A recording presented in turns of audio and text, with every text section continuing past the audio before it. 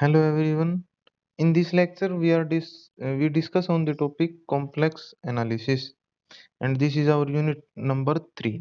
तो इसमें छोटी सी बात हम समझेंगे कि कॉम्प्लेक्स नंबर क्या होता है। कॉम्प्लेक्स नंबर हम अपना हमेशा z is equal to x plus iota y की फॉर्म में लिखे हुए नंबर को हम कॉम्प्लेक्स नंबर बोलते हैं, जहाँ पे x is said to be real part, means that real part of z। कोई भी कॉम्प्लेक्स नंबर z, इसका रियल पार्ट कितना बताएंगे हम x, और जो आइटा के साथ लिखा जाएगा उसको इस कॉम्प्लेक्स नंबर का इमेजिनरी पार्ट बोलते हैं, means that imaginary part of complex number z is our y। ठीक है, ये होता है अपना कॉम्प्लेक्स नंबर किस तरह लिखा जाएगा। फॉर एन एग्जाम्पल, अगर मान लो z इज इक्वल टू, एक एग्जाम्पल लिखते हैं हम, z is equal to 1 plus iota. So real part of z, here real part of z is 1, and what about imaginary part? Also imaginary part of z means coefficient of iota is also 1, therefore imaginary part of z is also 1। इस तरह हम लिखते हैं भाई। एक next example, let z is equal to 1, then what about imaginary part and real part here? Here real part of z is 1, but imaginary part, since there is no value, no term like iota in it, therefore imaginary part of this complex number is 0। तो ये होता है अपना complex number में। Now there are two form of complex number, one is Cartesian form and another is polar form. Cartesian form, a complex number, if a complex number written in the a form like this x plus iota y, then we say that number is written in Cartesian form. How we denote it in plain x? Let this number is denoted here like this z, and coefficient coordinate of this is x comma y, where x means that we travel x distance on x axis, and y means y distance on y axis to reach this point or this complex number z, that is x plus iota y. This is its Cartesian coordinate form. Next is polar form. Polar form of a complex number. What is polar form?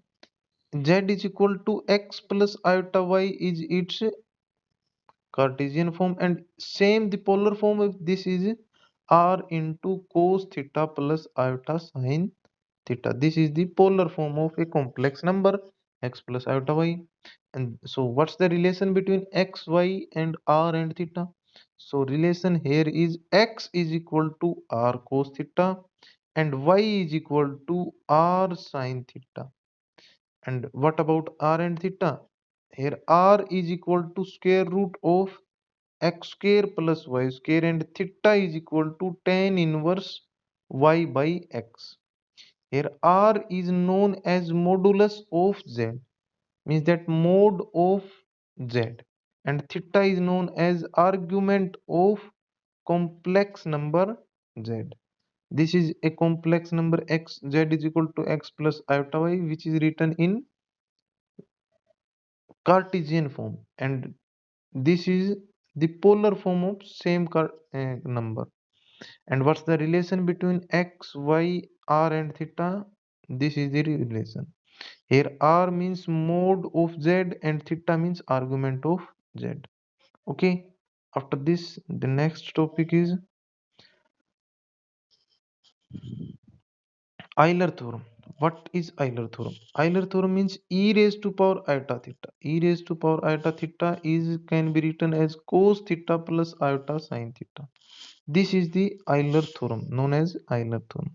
So with the help of this theorem, we can write a number that can be written in polar form like this: cos theta plus iota sin theta, into how we can change or how we can write by using Euler theorem.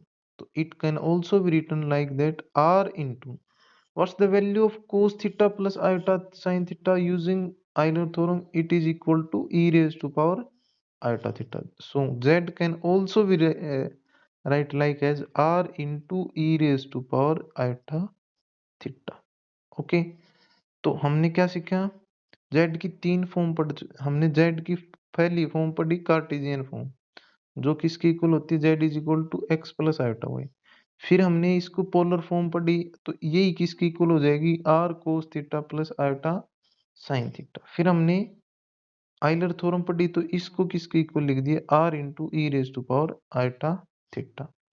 ठीक है, अब उसके बाद हम पढ़ते complex function, complex valued function. तो complex valued function F Z is equal to U plus iota V is a complex valued function, where Z is यहाँ पे आर्बिट्रेरी वेरिएबल होता है, जो वो क्या है, z. Z is complex number, so it can be written like as z must be equal to x plus iota y. तो z itself is a function of x and y. So therefore here u and v both are also the function of x and y. Okay, so in general we can say that f is a variable function of z, and since z is function of x and y, therefore complex valued function f is also be function of x and y. Okay, now there are some properties like this, a raised to power x plus y, and try to understand these properties. After that, we want to know about e raised to power z. So e raised to power z can be written like e raised to power x plus iota y, and it can also be written like e raised to power x into e raised to power iota y. तो e raise to power iota y वाले part में हम लगा देते हैं Euler theorem, तो it is equal to e raise to power x into cos y plus iota sin y. So what's the real part of e raised to power z? So real part of e raised to power z is e raised to power x into cos y. Similarly, imaginary part of e raised to power z, imaginary part of e raised to power z is e raised to power x into sin y. Okay, here I write again, real part is e raised to power x into cos y. So we illustrate the function e raised to power z whose real part is e raised to power x cos y and imaginary part is e raised to power x sin y. Okay, after that study we will study about a property that is period of a function, as we discuss this property in real functions also. For example, in real function, the fundamental period of cos is 2 pi. What is the meaning of fundamental period? Is that cos x plus 2 pi is equal to cos x. Also, cos x plus 4 pi is equal to, ये भी किसके equal होगा, cos x के equal. One more I write, if cos x plus 6 pi, ये भी किसके equal होगा, cos x. तो फंडामेंटल पीरियड होता है सबसे छोटी वैल्यू जो हमने इसमें ऐड की और ये सेम वैल्यू दे दी दोबारा से इसने, तो वो कितनी थी, 2 पाई. तो here fundamental period of cos function is 2 pi. Similarly fundamental period of sine is 2 pi. तो ये रियल फंक्शन के बारे में अगर हम पीरियड के बारे में पढ़ते हैं, तो कॉम्प्लेक्स फंक्शन में भी सेम टू सेम पढ़ा जाएगा. कॉम्प्लेक्स फंक्शन है भाई अपना e की पावर जेड, तो हम देखेंगे कि e की power z plus 2 pi iota, e की power z plus 2 pi iota will be same of e raise to power z. थोड़ा सा प्रूफ करके देख लेना, e की power z plus 2 pi iota e की पावर जेड के इक्वल ही आएगा. फॉर्मूला बता भी देता हूँ थोड़ा सा, e की power z plus 2 pi iota, इसको हम किस तरह लिख सकते हैं, e की power x plus iota into y plus 2 pi. ठीक है, थोड़ा सा अलग करके लिखेंगे तो e की पावर x इंटू ई की पावर आयोटा y प्लस 2 पाई. इस वाले पार्ट पे हम आइलर थ्योरम लगा देंगे, तो ये किसकी इक्वल हो जाएगा, ये हो जाएगा अपना e raise to power x into cos y plus 2 pi plus iota sine y plus 2 pi. Okay, और हमें पता है कोस और साइन का फंडामेंटल पीरियड कितना होता है, 2 पाई. फंडामेंटल पीरियड मतलब 2 पाई इसके एंगल में ऐड करने पे इस पे कोई इफेक्ट नहीं पड़ना, तो ये किसकी इक्वल आ जाएगा, e की power x cos Y plus iota sine Y. और ये हमने इससे पहले ही पढ़ लिया था, इसकी वैल्यू किसकी, इसको ये किसके इक्वल होता है, e की पावर z के equal. It means what we described here, e raised to power z plus 2 pi iota is equal to e raised to power z. Therefore fundamental period of e की power z is 2 pi iota. Okay, fundamental period of e raised to power z is 2 pi iota. अब हम जैसे कोई function value लिख रखी है e raise to power z is equal to 1 plus iota, so what about z। तो here easily we can speak about z कि z क्या होगा, लिखने की कोशिश करेंगे। हमें पता है e की पावर z किसके इक्वल होता है, ये होता है e की पावर को x कोस y प्लस आयोटा e की पावर x साइन y, और इसकी वैल्यू किसकी इक्वल दे रखी है 1 plus iota. Real and imaginary part को कंपेयर करेंगे, उससे क्या आ जाएगा, e की power x cos y is equal to 1 and e की power x sin y is also equal to 1। इस वाले इक्वेशन से इस वाले इक्वेशन को डिवाइड करेंगे अगर हम, तो हमें क्या मिलेगा भाई, tan y is equal to 1। तो y की वैल्यू यहाँ पे हमें इजीली मिल गई, y is equal to pi by 4। Similarly x की वैल्यू मिल जाएगी। तो z अपना क्या था, e की पावर z किसकी इक्वल होता है, e की power x plus iota y की वैल्यू कितनी आएगी पाई बाई 4। उसको सोल्व करके x की वैल्यू और निकाल देंगे। तो हमने 1 प्लस आयोटा को किस फॉर्म में कन्वर्ट कर दिया, e की पावर z में कन्वर्ट कर दिया। उसके बाद हमने कुछ रिजल्ट्स पढ़ेंगे। रिजल्ट होगा अपना एक रिजल्ट मैं बता देता हूँ आपको। रिजल्ट है अपना भाई e की पावर z, या यूं लिख लो sine z is always equal to e की पावर z, e की power iota z minus e की power minus iota z by 2 iota. ये तो अपनी साइन z की वैल्यू होगी। और सिमिलरली कोस z की वैल्यू होगी अपनी e की power iota z plus e की power minus iota z divided by 2। ये अपनी कोस z की वैल्यू होगी in form of iota e की power iota z, e raise to power z। Okay, तो इनका यूज करके हम tan z की वैल्यू भी बता दे सकते हैं, और इनका यूज करके हम कोट z सब की वैल्यू बता सकते हैं। तो इसके बाद थोड़ा सा और पढ़ना तुम्हें क्या मिलेगा कि जो ट्रिग्नोमेट्रिक रेशियोज या ट्रिग्नोमेट्रिक आइडेंटिटीज या ट्रिग्नोमेट्रिक प्रॉपर्टीज हम रियल फंक्शन के लिए रियल वैल्यूज के लिए पढ़ते थे, वो सेम यहाँ पे भी सारी सेटिस्फाई करेंगे। मीन्स दैट एक ये थी सबसे common sine square z plus cos square z is always equal to 1, तो वो कॉम्प्लेक्स के लिए भी सेटिस्फाई होगी। इसी तरह 1 plus tan square z is always equal to second square z, वो यहाँ पे भी सेटिस्फाई होगा। तो ये सारी प्रॉपर्टी कॉम्प्लेक्स वाली यहाँ पे भी सेटिस्फाई करती है, रियल वाली यहाँ पे भी सेटिस्फाई करेंगी। ठीक है, उसके बाद है अपना भाई ये हम सारी प्रॉपर्टी यहाँ पे सेटिस्फाई करती दिखा देंगे। After that we will discuss here about log function. Real में लॉग फंक्शन अलग पढ़ा जाता है, कॉम्प्लेक्स में लॉग फंक्शन अलग पढ़ा जाता है।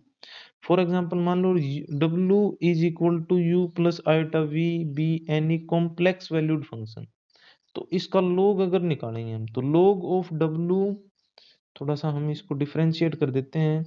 If we write capital L, थोड़ा सा डिफरेंशिएशन करने के लिए, डिफरेंशिएट करने के लिए हमने लिख दिया capital log of w is equal to small l। Small l means real log, real log means इसका log हम जैसे रियल में निकाला करते थे वैसे यहाँ निकालेंगे। तो log of mode w plus iota argument of z।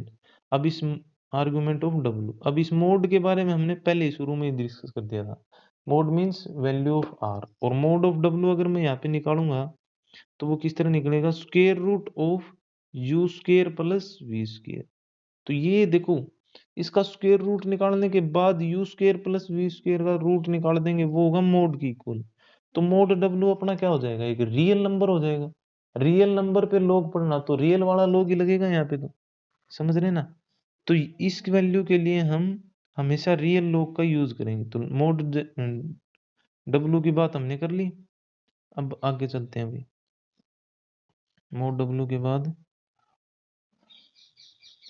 अपनी बात है भाई आर्ग्यूमेंट ऑफ डब्ल्यू, तो आर्ग्यूमेंट ऑफ डब्ल्यू का फॉर्मूला होगा अपना argument of W is tan inverse y by x, y means imaginary part that is v and real part is u। ठीक है, सिंपल आर्गुमेंट की बात करी जाएगी तो हम 2n पाई आइटा अगर उसमें ऐड 2n पाई ऐड कर देंगे तो कोई ज्यादा फर्क नहीं पड़ेगा। तो simple argument is equal to 2n pi tan inverse v by u। और अगर क्वेश्चन में if in question it is specified that we use only principal argument, तो हम इस 2n पाई आइटा 2n पाई का यूज फिर नहीं करेंगे।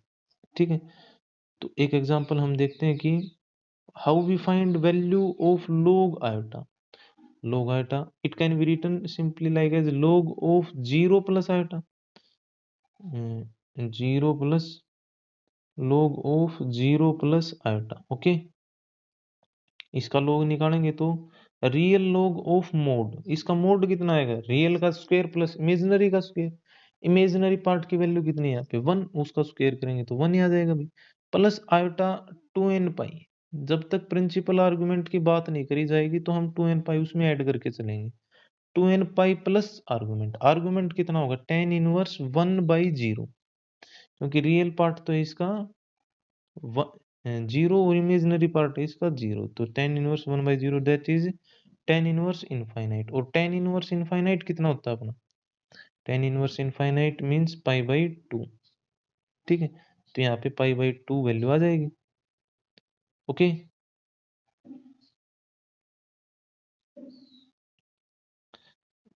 तो हमने वैल्यू किस किस की निकाल दी थी, आयोटा के टाइम में लोग की वैल्यू निकाली, वो कितनी आई लोग 1 प्लस आयोटा 2n पाई, और यहाँ पे कितनी वैल्यू आ गई थी अपनी पाई बाई 2। इसको थोड़ा सा और सोल्व करोगे, लोग 1 की वैल्यू हमें पता कितनी होती है 0, इसको सोल्व करोगे तो ये हो जाएगा आयोटा पाई बाई 2 को हम बाहर ले लेंगे, अंदर बन जाएगा 4n प्लस 1। तो ये लोग आयोटा की वैल्यू बता दी है।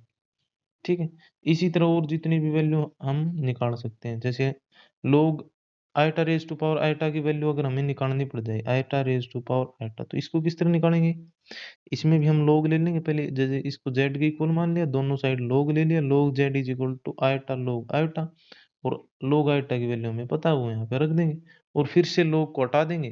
तो ये जब लोग हटेगा तो दूसरी साइड वाली वैल्यू किस में चली जाएगी, e की पावर में चली जाएगी, दैट इज आवर आंसर।